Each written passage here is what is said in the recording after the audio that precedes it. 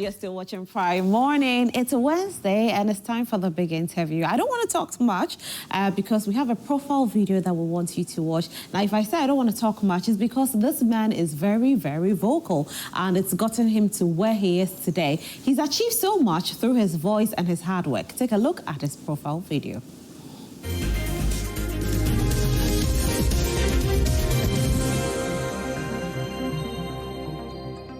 Mustapha Foyo Gbande is a Ghanaian politician and the Deputy General Secretary Operations of the National Democratic Congress (NDC). In early 2025, he was appointed Deputy Director of Operations at the Office of the President by President Mahama. He holds academic qualifications in accounting, finance and international finance with additional training in security and some legal coursework. Known for his grassroots mobilization, Gbande played a key role in the NDC's 2024 campaign, energizing local supporters and coordinating party operations. He is outspoken in the media, often criticizing the previous administration and advocating for accountability and anti-corruption efforts. He is our big interview guest for today.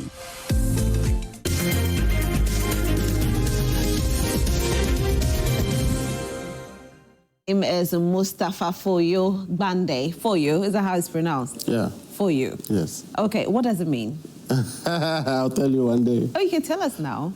Well, my mother told me that it meant, should you do something bad to me today, remember that there's tomorrow. So you don't forgive? I do forgive, but I don't forget. Oh, really? Yeah. I see.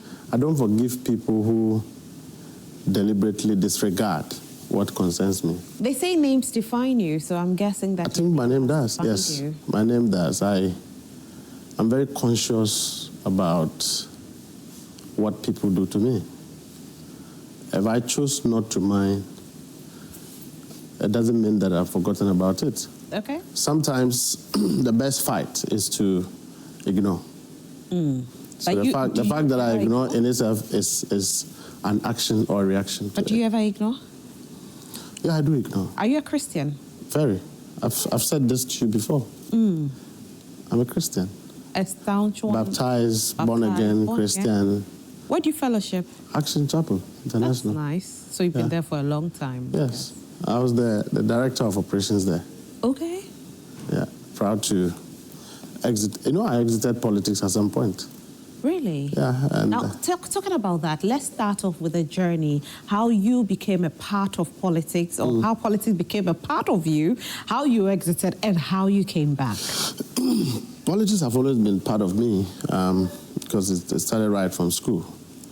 And even before university, you know, I always said that I come from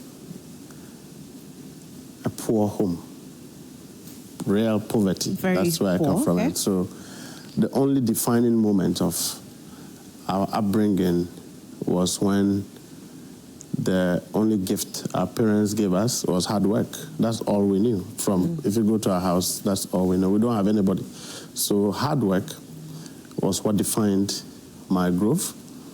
In the Polytechnic, whole Polytechnic, I was a student leader. Very controversial one, of course. I mean, that you can't say my history without adding. Because I move with my own principles and perceptions to life. And I always want to be myself. I don't like to copy people. Okay. I don't follow crowd. I'm very unique in what I believe and what I stand for. It doesn't matter who agrees and who disagrees. What is in my mind, if I chose to air it out, I will, and I will do so without any shred of excuses. And so from school, I tried to be an MP, and I was told that I'm still young, I have to take my time. And then I ended up becoming the Deputy Volta Regional Secretary of the party, served under my lecturer, who was teaching me at the Polytechnic. And then from there, at some point, I had my own difficulties and challenges in life. I chose to bow a bit. But there was this call for us to bring President Mahama back. And for me, that call was not just for the NDC. It was also for us to bring back something that would define this country. Okay. And I believe that President Mahama was a victim of circumstances in his first term. I also do know that if you look at his period of being a vice president and after President Mills left us, he led the country in a very united and stable manner. If you look at the industrial revolution, the infrastructure revolution, the foundation with which he governed the first time, he was a victim of politics. But posterity has judged him right. There was a need to bring him back to be that person that holds our party together. And so we committed. And so I came back to run for a deputy general secretary. By the grace of God, I became. I actually wanted to be in charge of operation. Okay. And when we won, my boss gave me that role. I remember when the national chairman called me and said, do you want to be administration or operation? I said, Chairman, you know that I can't be an administrative person. You want to? When you want to kill me, then put me in the office. Okay. I cannot stay at one place for 4 hours continuously. My DNA is not like that. Mine is to move around and make sure everybody is doing what they have to do. The NDC we met under the leadership and chairmanship of the national chairman, the general secretary, who is my boss, of course, was an NDC that was fragile, but we navigated through the complex corners of tolerance. Now, if you say this, I have to poke a little bit. Yeah. You met a fragile NDC under which leadership? Under, after the new set of executives that won the election took a party that was fragile.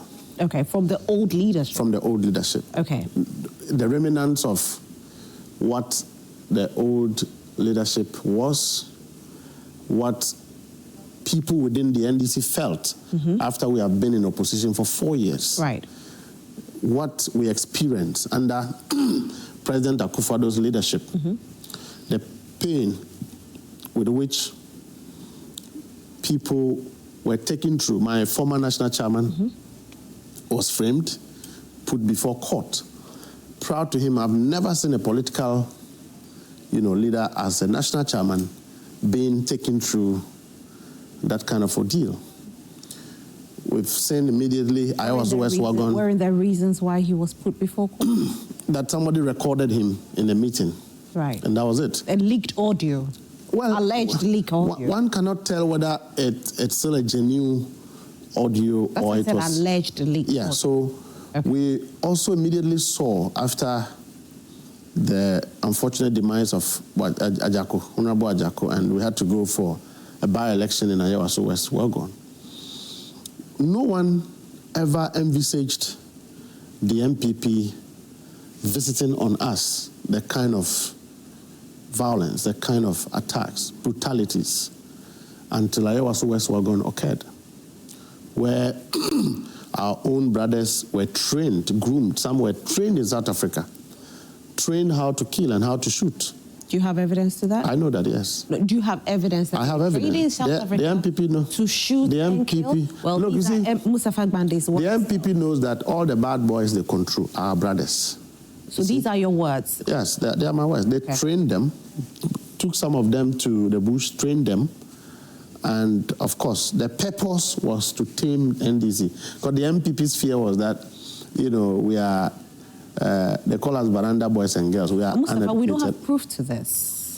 I'm speaking. Yes, you're speaking as Mustapha Gbande. No, I'm speaking about it because for people to let us I'm know, speaking about for people to know that we, as multimedia, we don't have proof to what. Yeah, of course. Okay. I'm saying that they trained our own brothers. I mean, for the purposes of hurting NDC people, and we experienced that. That was when everybody suddenly realized that our party was fragile. Okay. And so we led a party that was sticked together, managing the component of flag bearership, managing party as a secretariat, managing the structures below, and also managing the external stakeholders, people who are not executive, but they are very political, managing people who believe with us. Are these complex, as you call, situations that require prudent leadership to be able to succeed? You know, when, like what is happening in the MPP now, is leadership deficiency. And if you look at the quality of persons leading the party now, you could tell that there's no way they can navigate out of complex situations except to bring in excuses. How do you say this? No, they decided to have these people lead them. Now you are sitting on the opposite side and you are making judgments. No, again, even if you compare the quality of leadership in terms of the structure of the NDC, and if you compare that... Who is comparing? NDC? I'm the one comparing. You're the one comparing. So yes. These are your analysis.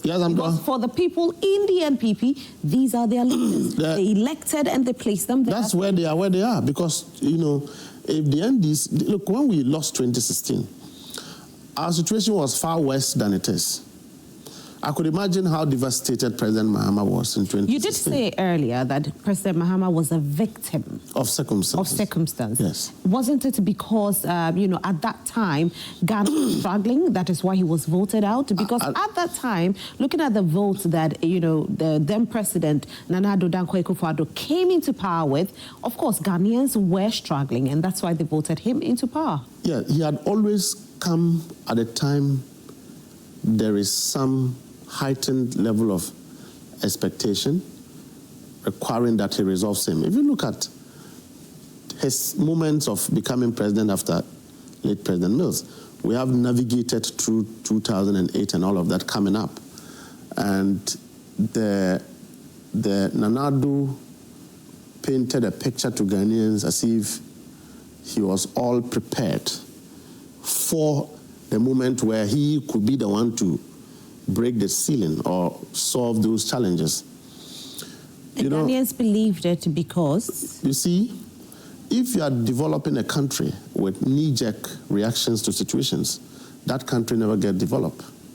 And so to develop a nation from the foundation of a solid ground requires some forbearances and some sacrifices. If you don't lead from sincerity, transparency, and honesty to the people, regardless how they feel, then you'll be a victim of the outburst of emotions, and then eventually you fail. President Mahama came in after 2012 and decided that, look, he needed to lay bare an infrastructure revolution of this country.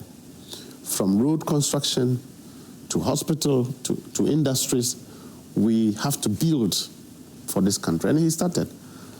At a time, he could have chosen to do things that will please the people, other than... Because the people complained. Other than infrastructure. And at that time, when the people were complaining, people said he didn't listen. Exactly. Yeah, he didn't listen because President Mahama listens to every single thing anybody says and does.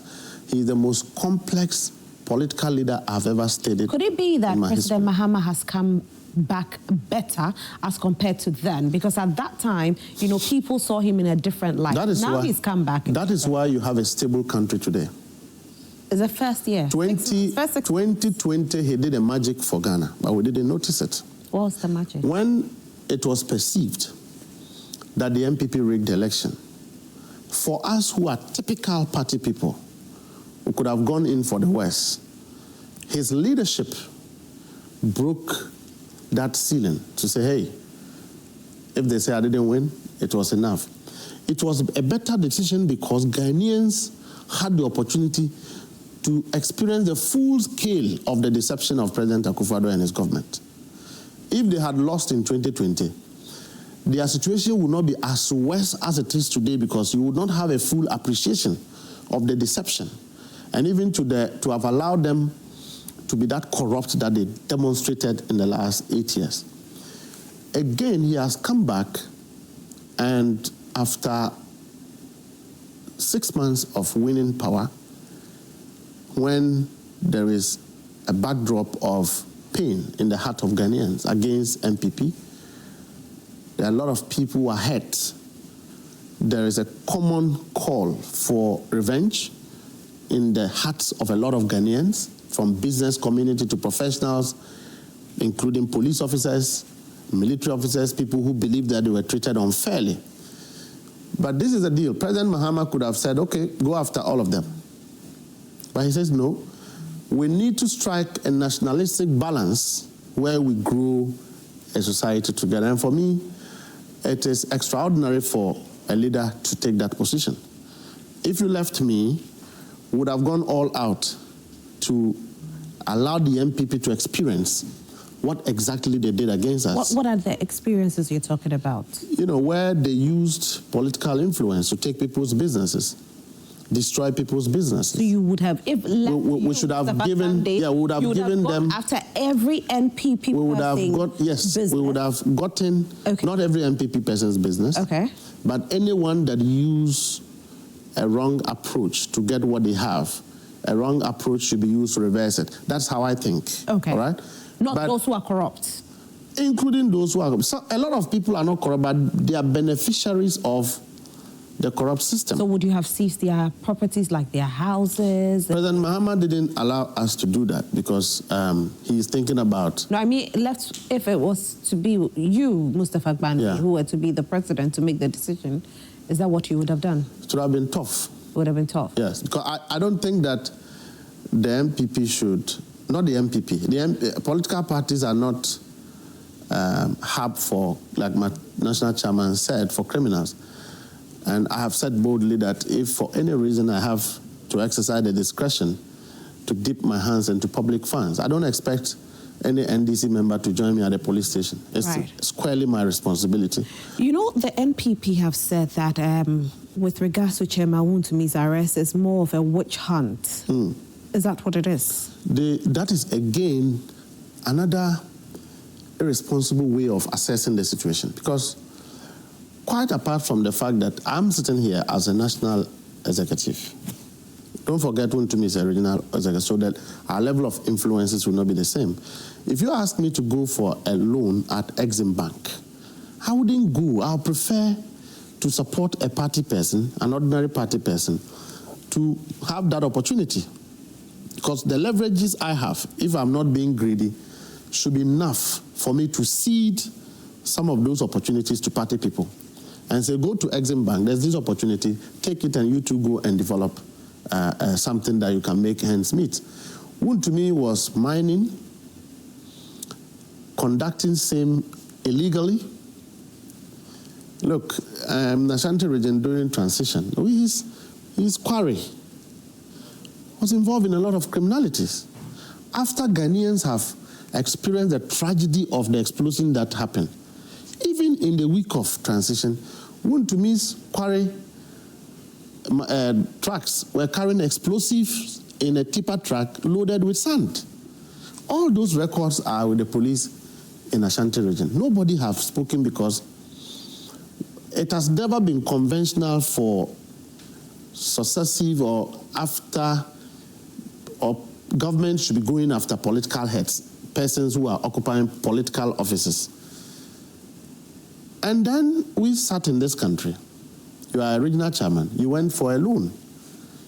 And then you never executed what you had to execute. Now, the toughest evidence on Wontumi's atrocities was much more highlighted by the MPP themselves. If you remember, a press conference was held by, I think, constituency chairman or some groups in Ashanti region. And they were numbering the number of road contracts that their own party gave to him. He never executed but took the money. So left to you, Mustapha Gbande, what should happen to Chairman Wontumi? No, I mean, the right thing is what has been done. Look, even though...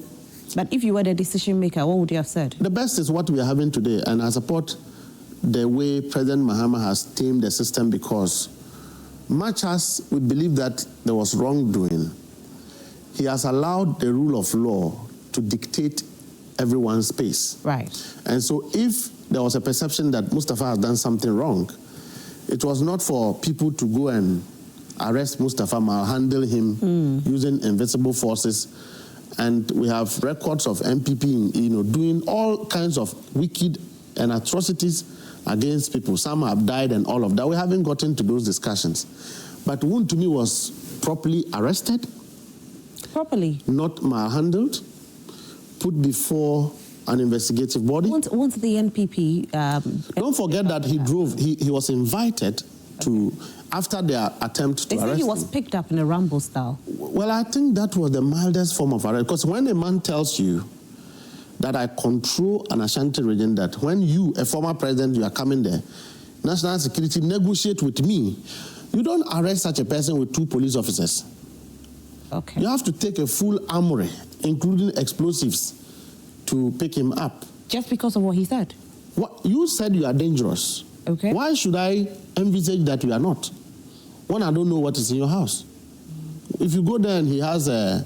So, in other words, he was arrested in that style because he had said... There was no style. He said. There was no style. Look, people, national security through operatives tried to go to his house and invite him, all right? He was in there and shouting. Nobody broke. If I was there, I was outside the country at the time, would have broken into his house and got him out. But they didn't do that. What they Thank tried... God you were not there then. Yes, if some of us were there, we would have, brought him out in the style that we want. Because he told you that he controls Ashanti region. Mustapha, if you don't mind me asking, what style do you want? Say the what? What style do you want? I have been tamed by President Mahama. He kept me at the Jubilee House, and I have been tamed. And so I believe in the style that we are using now. But what style do you want, Mustapha? I will not disclose it now. But I'm just saying, when a man says that a former president cannot come to my region without national security negotiating, you don't take 2 police officers to go and invite him. He never said he was armed. What? He never said he was armed. Nobody is armed. Dangerous people are not armed. Now, Wontumi walked himself to the police. He was granted a bail, right? And then subsequently other crimes came up, and he was arrested in Accra, all right? Nobody beat him, nobody tortured him. Till today, Wontumi have never come to say that anybody touched him whilst in custody.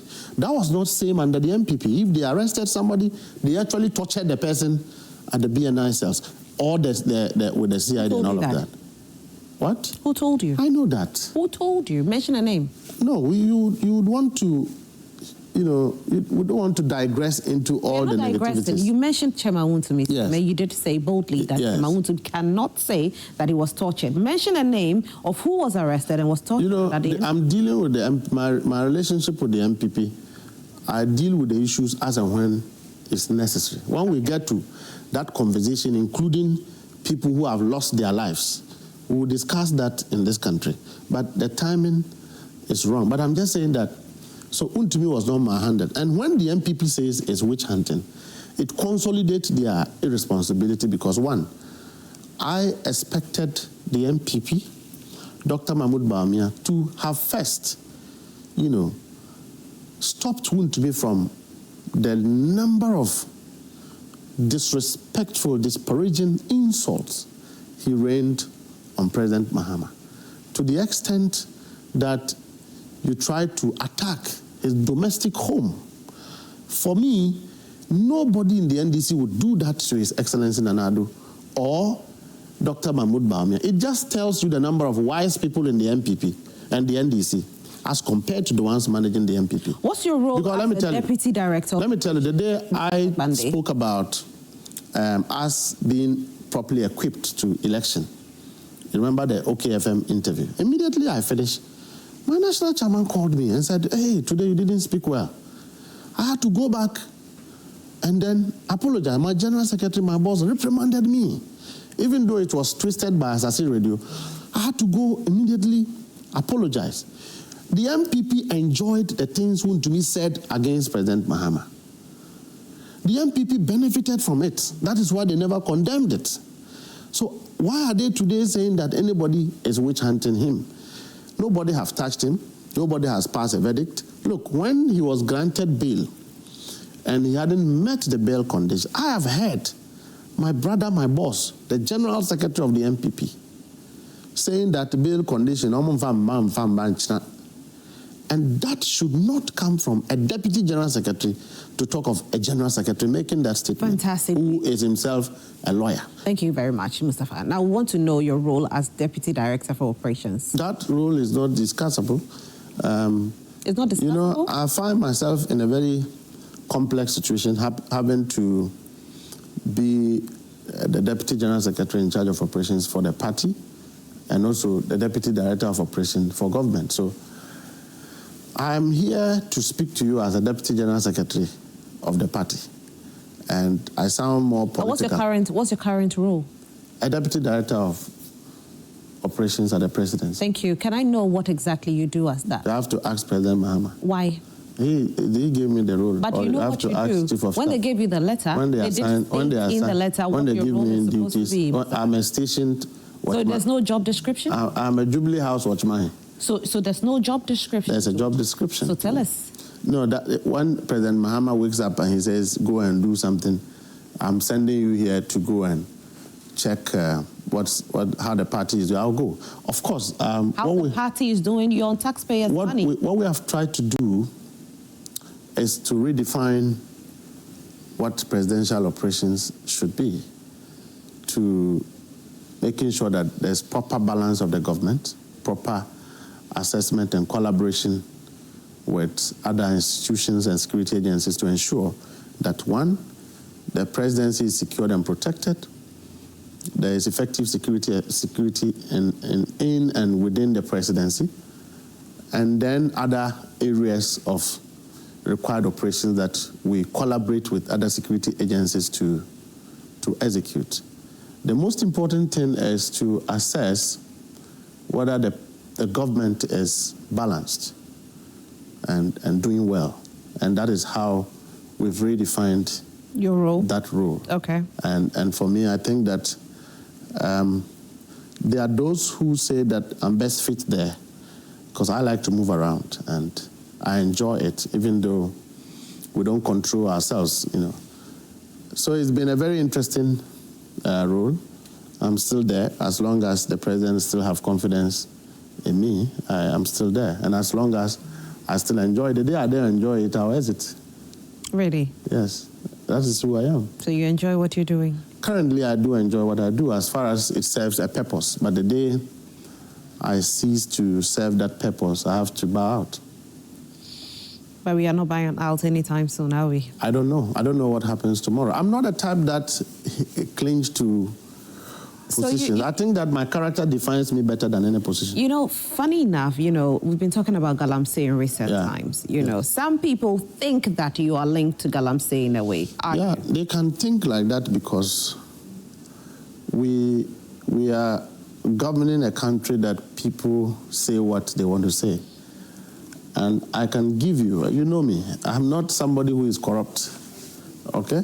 I'll prefer being poor than being accused of being corrupt. So I'll ask you this question, Mustapha Gbande. I have never. I'm going to ask you this question on TV. Am I doing Galamsey? Are you doing Galamsey, Mustapha Gbande? Never. Nobody can give you any evidence of me directly or indirectly linked to anybody doing Galamsey. But you see, it was unfair when on your station, Erastus Asaredonko sat here or through phone interview sought to link me to some operations as far as mining is concerned. It wasn't even Galamsey because he, contradicting himself, had already done a publication suggesting that that mine was legal, everything was okay, except that some NDC faithfuls had,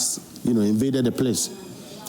What I did was that I called him and I said, Erastus, for me, I enjoy the things he does because President Mahama have made it a priority to fight illegal mining head on, keeping the people doing the right mining, but also ensuring that we don't do what we are not supposed to do.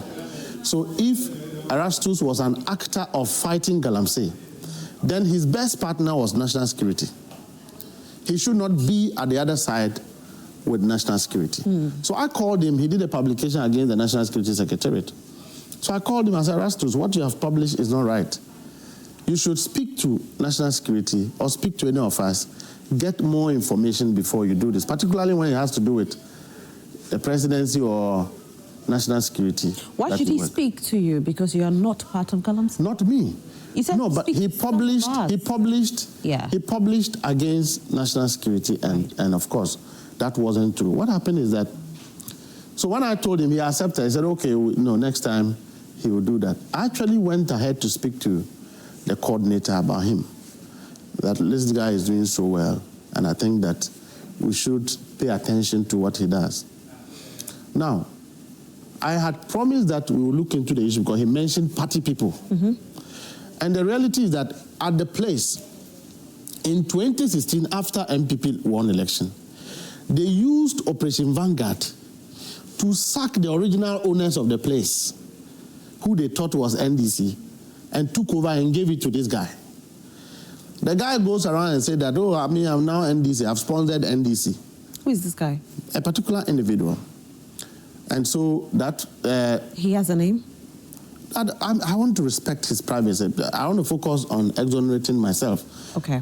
So therefore, when NDC won, the party people also felt that they were taking back what they own. Mm-hmm. So I told Erastus that it's a political matter. And of course, it's a political matter because party people are involved. And so what we are trying to do as leaders is to stabilize the situation, which, of course, national security sacked everybody, took over the place for the meantime.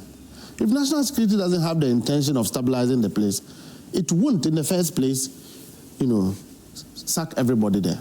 Number two, whereas you think people are there, the effort is being made to de-escalate the situation. So if you go out to say that persons who are involved in trying to solve that situation are doing Galamsey because you have a relationship with the owner of that concession, it's wrong.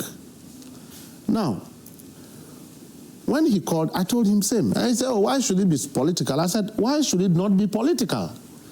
Because I am a very political person. I'm not a middle-grounded person. Mm-hmm. But the fairness is that in as much as the situation is created by our party people, it was our duty to resolve the issues properly so that everybody is happy without our party people having to think that we've disadvantaged them and without this person feeling that he has defeated our party people.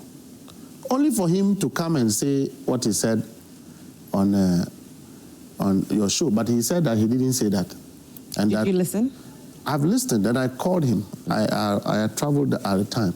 I called him, and I told him what you did to me was wrong because I will not get involved in Galamsey. And the bosses I serve, among all other things you can say about me, I can be very naughty, but not to the extent of Galamsey. One, doing anything illegal.